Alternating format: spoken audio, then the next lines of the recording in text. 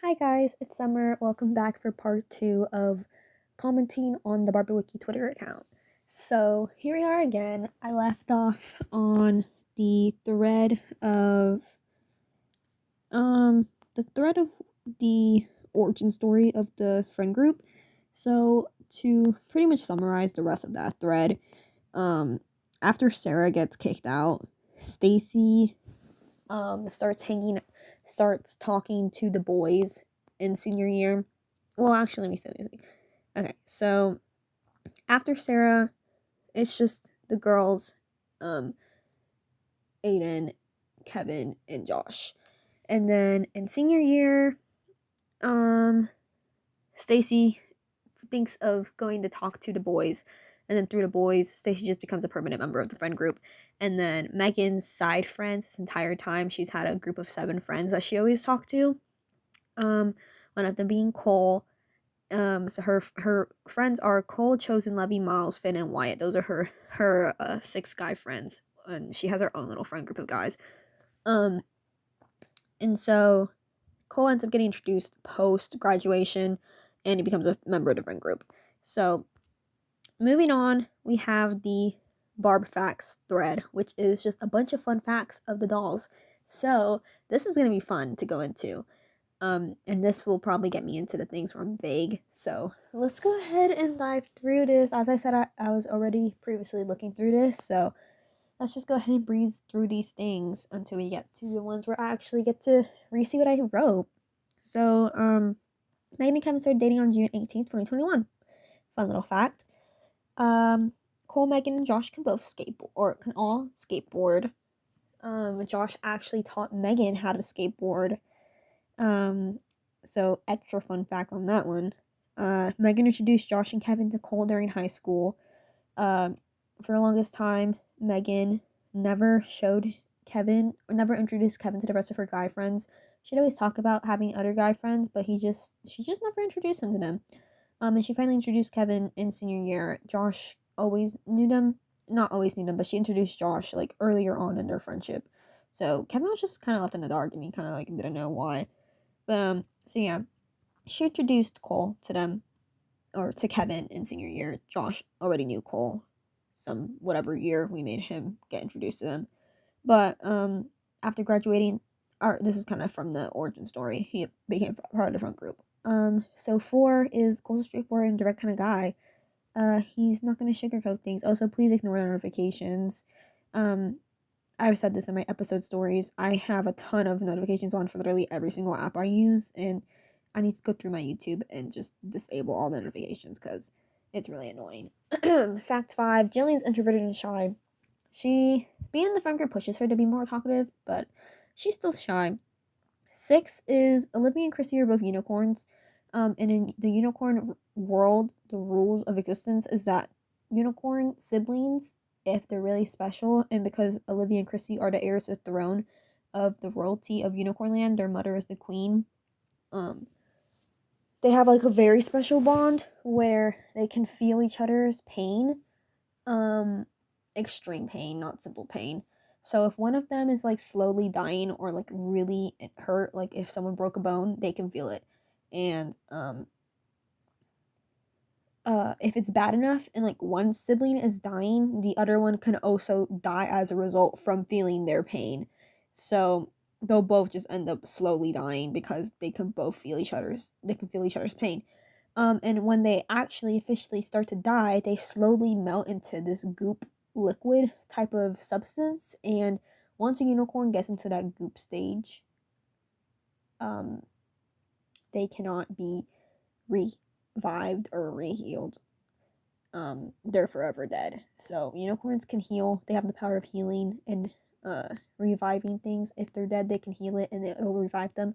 But if a unicorn's in that goop stage, there's no saving you. You're dead forever. So, the next fact is just that Apple's, again, a bad person. Apple's always been really jealous of Darlene. Darlene and Apple used to have a crush. Well, Apple used to have a crush on this guy named Rocky back in like middle school.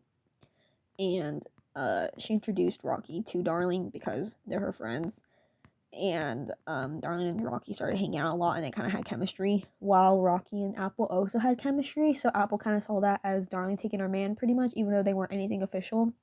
And Rocky actually returned feelings for Darling, and so that made Apple really, really jealous, and that kind of like started everything, all because of a boy.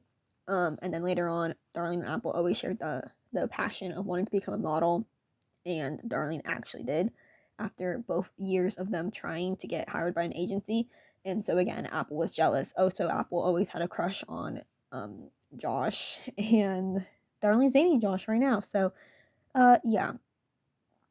Apple's just very continuously jealous that Darling's living the life essentially that she wants. So yeah.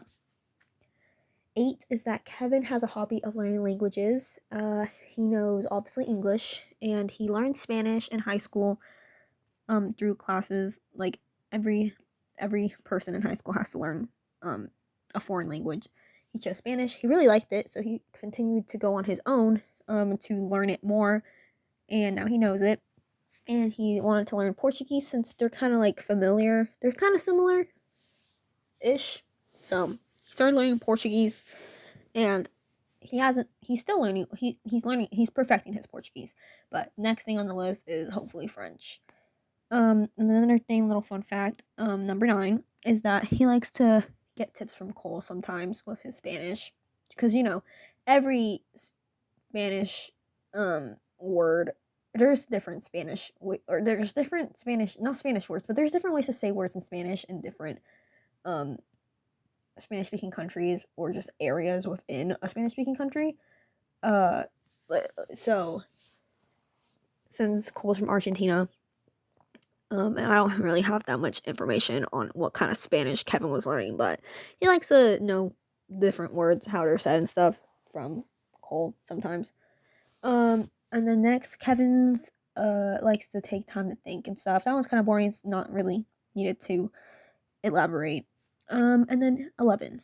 11, I would like to elaborate because I worded this really weird on the BarbieWiki itself. So, Apple hates her name because her name's Apple. It's literal fruit. She hates it, and so her middle name's Lauren, and she likes to go by that now. She always hated it, but she finally decided to go by Lauren. Within the friend group, she does not expect them to call her Lauren. She doesn't expect to switch. She doesn't really want them to. Like, when introducing herself to new people, she goes by Lauren. But with previous existing people, like her siblings, her sister, her friends that already have always known her as Apple, she doesn't expect that to change. She just wants to go by Lauren for going forward. So the only thing that she does wish that they would do is address her by Lauren. I mean, if they did call her Lauren and switch from Apple, she would love that, but she doesn't expect them to. So she just wants them to address her name as Lauren when she's like meeting new people, because for Cole, for example, since she already was going by Lauren online and like everywhere, and Cole was first meeting Apple, she addressed herself as Lauren, and he was calling her Lauren, and then people were saying that her name was Apple. The friend group was saying her name's Apple, and he was like, huh? Because she was saying, call me Lauren, my name's Lauren. So instances like that, she'd wish. And that's just an example. Obviously, Cole ended up becoming a part of the friend group, so he would know, since they call her Apple, that her name's Apple. But she would just wish that if her new friends were to clash with the friend group, that they would call her Lauren, so that way her new friends wouldn't know that her name is actually Apple. But yeah, the thing that I wanted to correct is that I pretty much kind of made it seem like the friend group like refuses to call her Lauren against Apple's wishes, but she doesn't expect them to. So that's fact 11. And then fact 12. This is like back in the original crisp days of when we played dolls. I don't really remember all the details, but Jillian somehow helped save Unicorn Land through some war or something with Olivia. I don't know how. I don't really remember all the details, but she got gifted powers from the Unicorn Queen and the King of the Sea for helping, because she also helped like the mermaids or whatever. And so Jillian got gifted invisibility powers. Hold on. Yeah. She got gifted invisibility and healing powers from the Unicorn Queen, because those are unicorn powers, and from the mermaid, from the King of the Sea, she got mermaid powers, which were the ability to move things with her hands, like levitate things, stuff. You can like move things. So one day, the Megan, because of Sarah's death, sorry, this is not gonna make sense, but essentially, Megan and Sarah are magical, and they have powers, and they have an evil within them. Guys, this is truly not gonna make sense. And if I actually took the time to explain and not be vague today, this video would be like an hour long or something. Not really. I'm kidding. I'm exaggerating. But unfortunately for this one, I'm gonna have to just give the context without you guys having the context. And I'm just saying, for the full context of Megan and Sarah's story with their whole magic stuff, you can read that on the BarbieWiki when it comes out. Because everything will be there.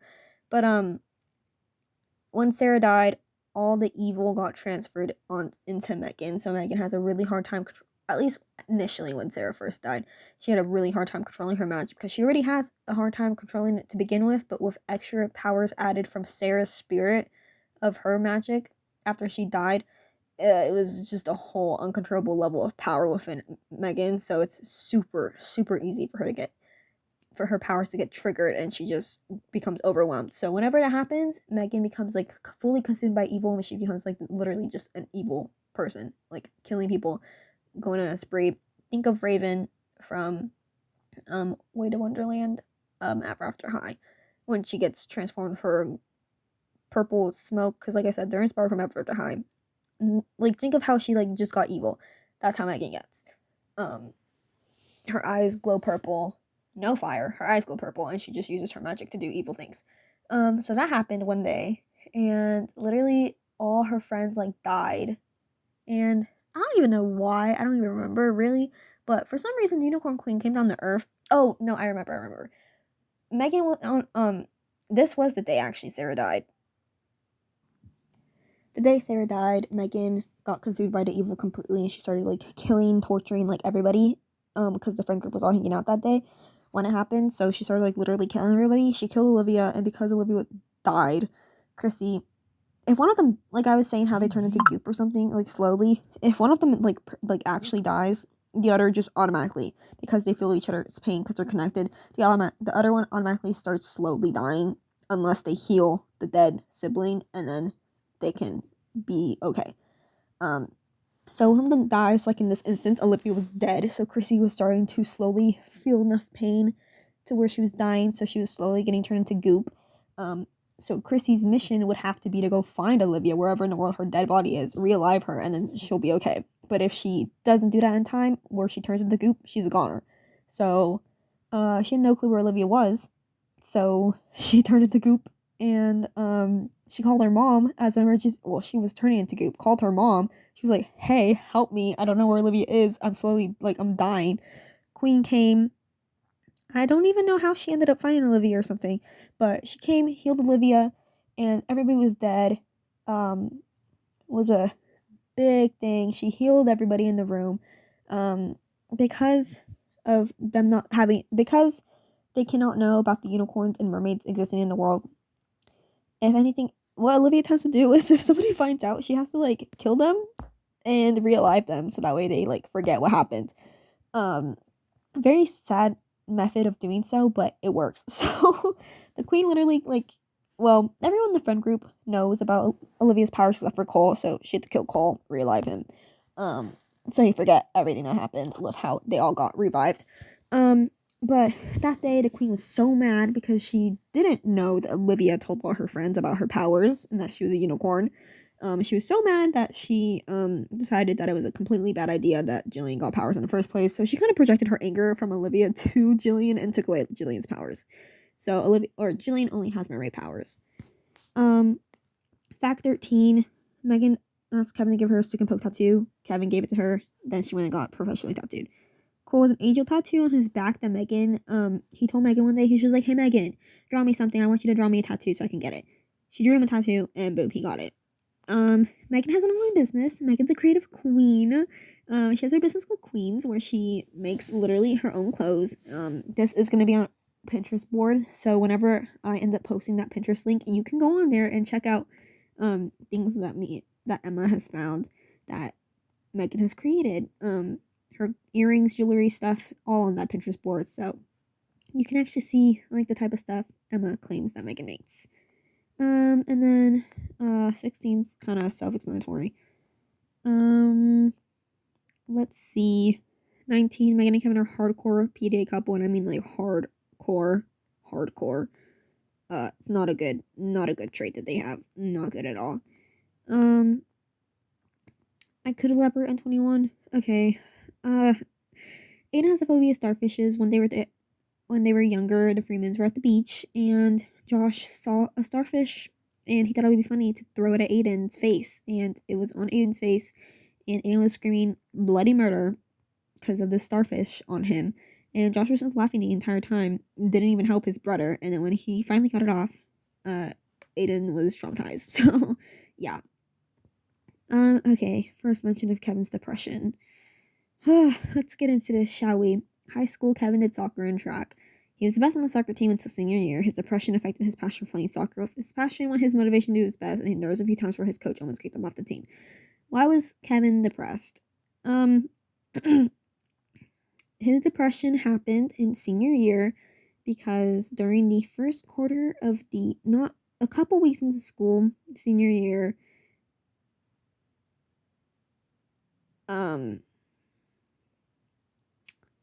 there was this girl named Molly, and they were, for an assignment in school, in a class, they had to do a scavenger hunt, and Kevin got partnered with this girl named Molly. And on this scavenger hunt, well, I don't have to go into detail. Essentially, how do I word this? I don't know if saying this is gonna get me like, hold on. So it's on the screen what happened to Kevin. I don't know if I can say it or not because I don't want YouTube to possibly take us down or something. But yeah, that happened to Kevin by Molly, during the scavenger hunt. Honestly, I don't say certain words, and so I'm not comfortable with like saying in detail what happened to him and how that even happened. But I don't hold back when I'm writing on the BarbieWiki, so all that stuff will be on there, obviously with trigger warnings and everything. But yeah, that happened. And Molly didn't stop there. It actually happened more times than once. And like in addition to those instances, and these happened. I think I made it 3 times within the school years when Molly did that to him. And in addition to doing that to Kevin, Molly would also pretty much stalk him. She'd watch him all the time. Literally watch him. She'd go to his practices at soccer, like hide behind things and watch him. So it made Kevin like really paranoid. So obviously that caused him to develop depression senior year. So that's what happened to him. And obviously he's not focused on his school. He's going through a lot. So GPA slacked, almost got kicked off the soccer team. He lost his joy for that. But yeah, essentially that is quite literally what happened to him senior year and what made him have his life ruined. Well, not yeah, just changed his life forever. Okay. Moving on. Stacy also did sports. Josh did sports. Jillian has siblings. Cole has a habit of biting his fingernails. Dan eats pancakes. Apple has an online store as well. Okay. Megan has ADHD and constantly suffers with depression. She had a really bad childhood growing up. This one is extremely vague. Oh yeah, I'm sorry. Trigger warning, guys. Trigger warning. this whole video, trigger warning. I probably should have said that with the whole Kevin thing, but since I already stated that there, if you're watching and the thing with Kevin triggered you, this is a massive, far worse trigger warning for Megan. Hold on, let me make a list. Okay, on the screen is all the things that have occurred to Megan throughout her life, as well as Sarah. So let me begin. Again, if you didn't take into consideration the trigger warning before I go into slight detail of these instances, if you see this list and are triggered by these, please skip forward. So pretty much Megan and Sarah, they're the daughters of the descendants. Their mother is a descendant of the evil queen. So their mother gave birth to a daughter, Raven.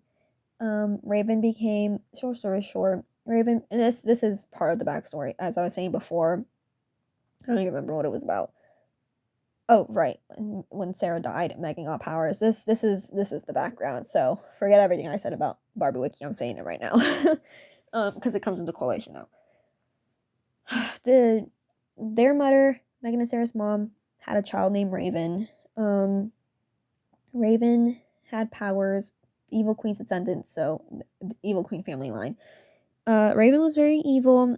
Their mom was teaching Raven how to do all these evil stuff and whatever. Raven was a really fast learner, and she pretty much got really, really evil real quick. And so their mom got threatened by Raven's powerfulness and fast learning and stuff. And eventually she became more powerful than herself. So their mom had to do something. They had to kill Raven, eliminate her, destroy her. So pretty much she couldn't spare the fact of actually eliminating her daughter. So what she did instead was she decided that she was going to use all her most intense top level tier magicness and try to remove the power evilness within Raven. So essentially what she did, I don't have the notes with me to give you the specific details, but essentially on one of Raven's birthdays, the evil queen separated her soul, separated the good magic and the bad magic, and separated Raven into two different identities, into two different beings, which are Megan and Sarah. So Megan and Sarah are literally just the separated souls of Raven.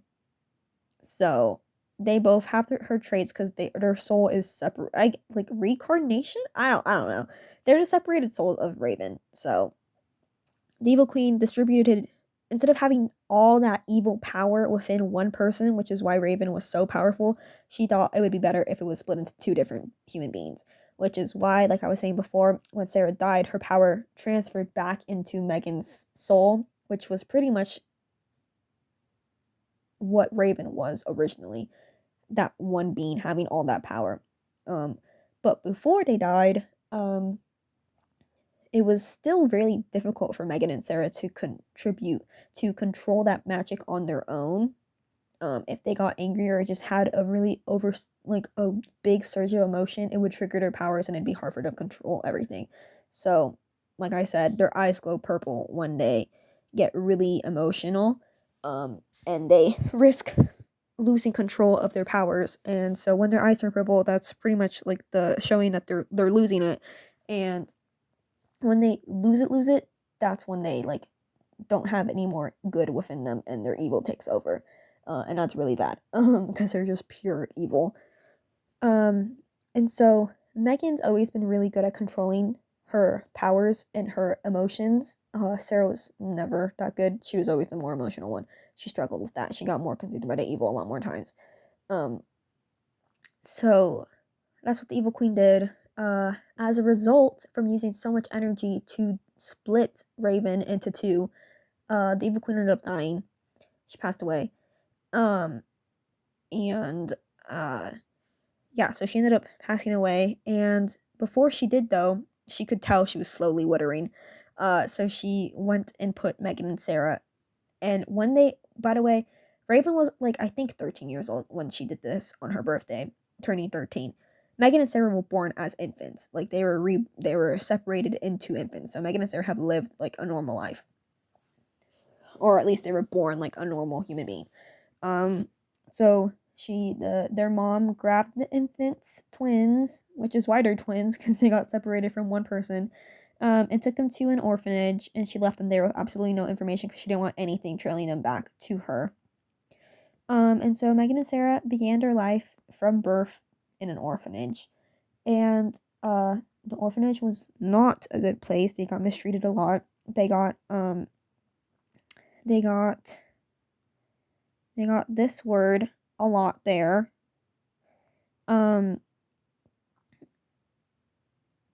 That's a lot of their trauma. Megan and Sarah also got this word and this word, these three words there in the orphanage. This one and this one by like the caregivers in the orphanage and also kids within the orphanage as well. Won't go into detail of how those happened. But yeah, Megan and Sarah dealt with that in the orphanage. And with this word,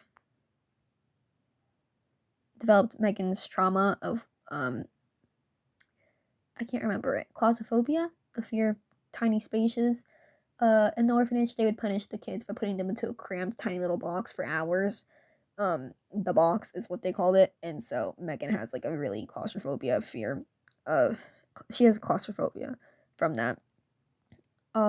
She also hates the dark because they tell like really creepy bedtime stories and like scare them about like getting your feet at night or whatever, monsters and stuff. So she hates the dark.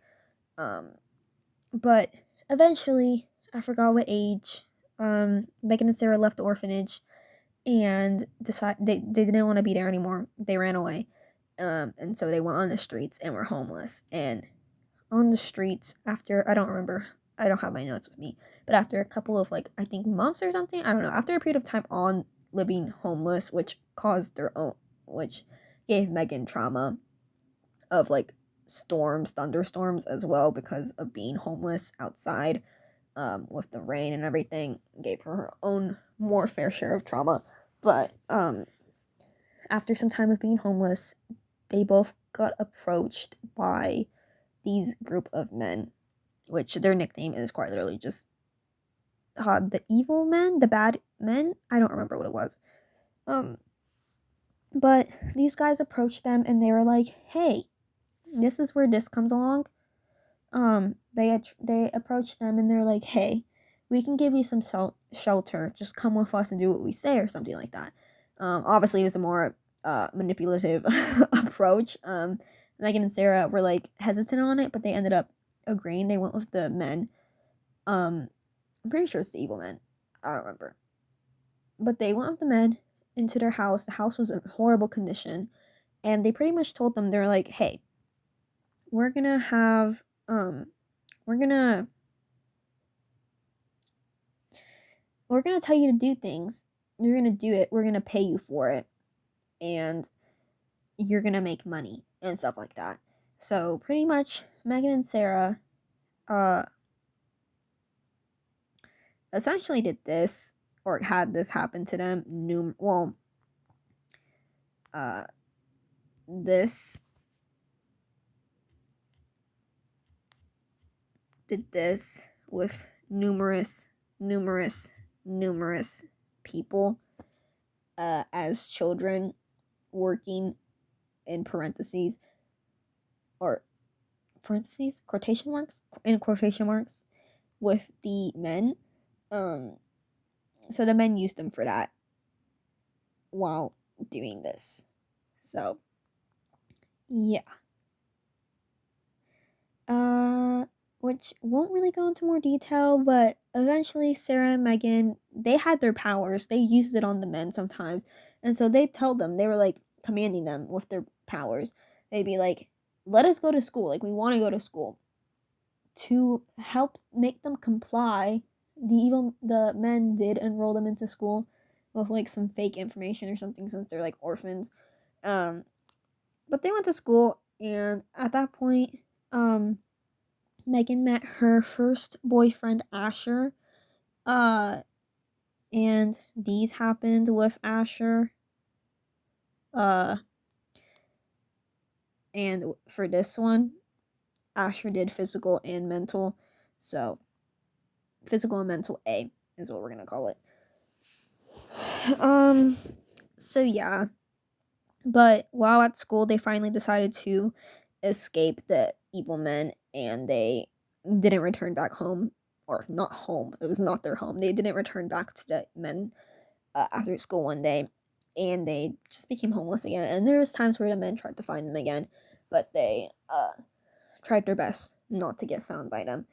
And so Megan has a problem of like being really, really what's the word? Reliant, like reliant on people sometimes, which in this case was Asher. Like Asher was her person that she was like putting her everything. I forgot the word, guys, but she was putting her everything onto him. Like he was there for her for everything. She'd go to his house. His parents would like feed her.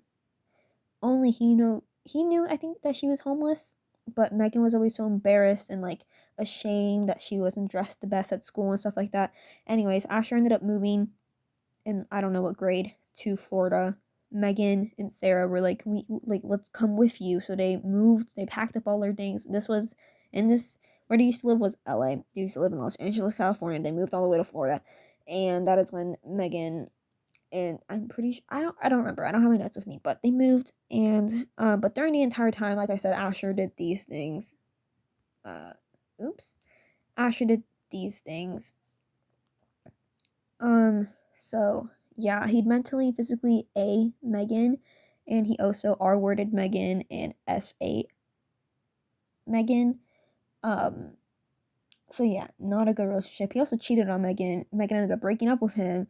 But pretty much just these things like literally happened to Megan like so many times.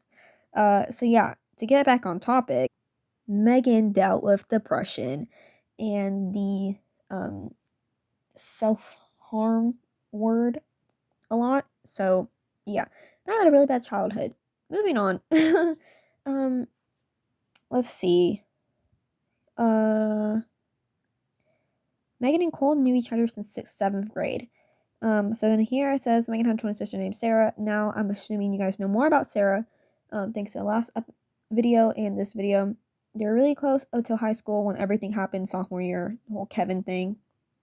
Sarah got cut out. Sarah passed away on September 10th, 2023. She was 20, 2 months away from turning 21. But like I was saying before, because of their childhood, Megan and Sarah both severely suffered with depression and this word.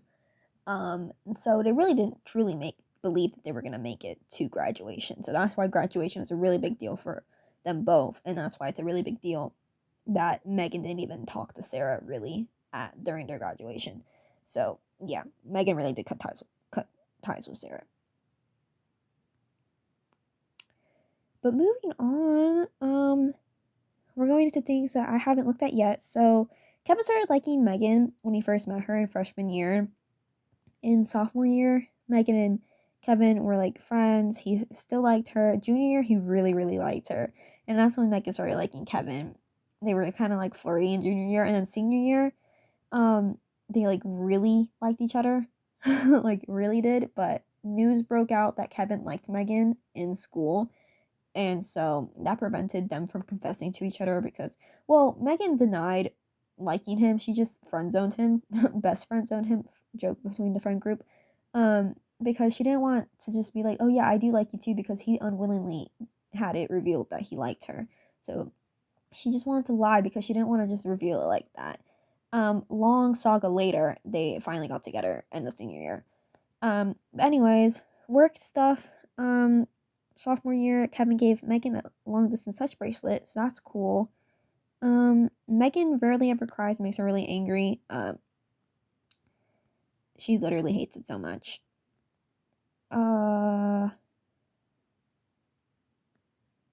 Stuff with Megan and Cole. Megan has trypophobia and claustrophobia.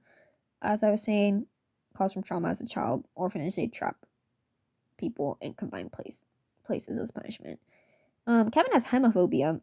Hemophobia, however you say that. He's scared of blood. Like, really scared of blood.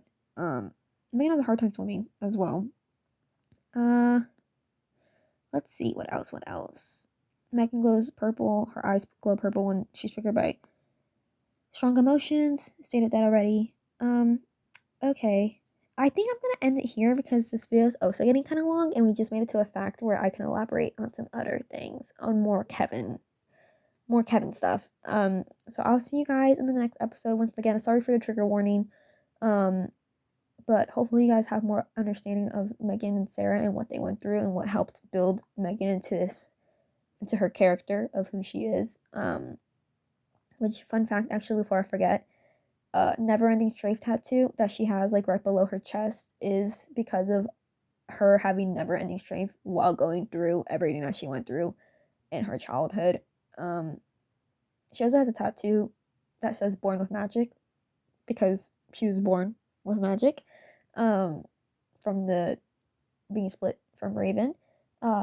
She also has a tattoo called Which is Born to Die because, I don't know, she thought that was funny considering everything that she's gone through in her depression and S thoughts. That's all I can remember, but yeah, I'll see you guys in the next video. Bye!